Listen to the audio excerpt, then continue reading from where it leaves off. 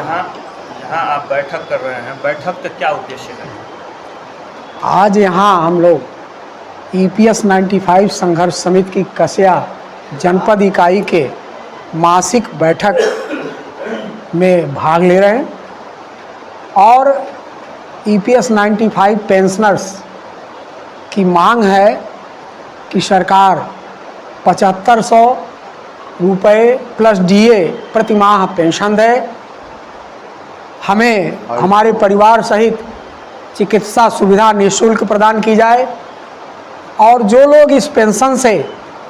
वंचित हो गए हैं EPF धारक उनको भी रुपया 5000 प्रति माह पेंशन दिया जाए तथा माननीय उच्चतम न्यायालय के आदेश दिनांक 4/11/22 के अनुसार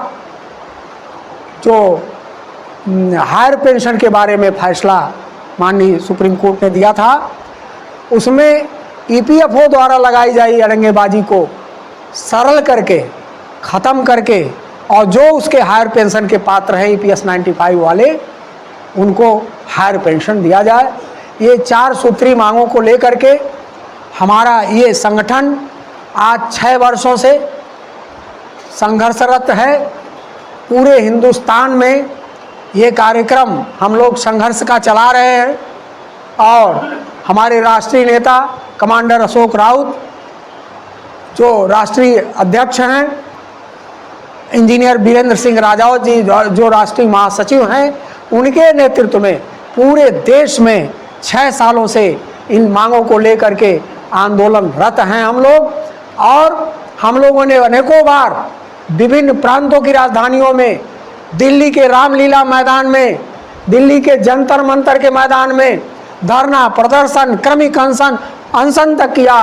और इस सरकार के मंत्रियों ने, इस सरकार के मंत्री श्री भूपेंद्र यादव जी जो श्रम मंत्री हैं, उन्होंने हमारे नेताओं को आश्वासन दिया कि हम आपका काम, आपका पेंशन जल्दी ही कर देंगे। लेकिन इसके पहले प्रधानमंत्री से हमारे नेताओं की मुलाकात आदरणीय हेमा मालिनी जी के नेतृत्व में हुआ था 2020 में 2021 में और उन्होंने प्रधानमंत्री कार्यालय में आश्वासन दिया हमारे नेताओं को कि आपका मांग जेन्युइन है, आपकी मांग उचित है, ये दिया ही जाना चाहिए और हम इस पर कार्रवाई जल्दी कराएंगे। और केवल आश्वासन ही नहीं दिया, प्रधानमंत्री कार्यालय के राज्य मंत्री आदरणीय जितेंद्र सिंह जी को आदेश दिया और उनको कहा कि इस पर जल्दी कार्रवाई करवाइए। लेकिन इतने दिन हो गए अभी तक कोई कार्रवाई नहीं हुई। सबसे पहले सन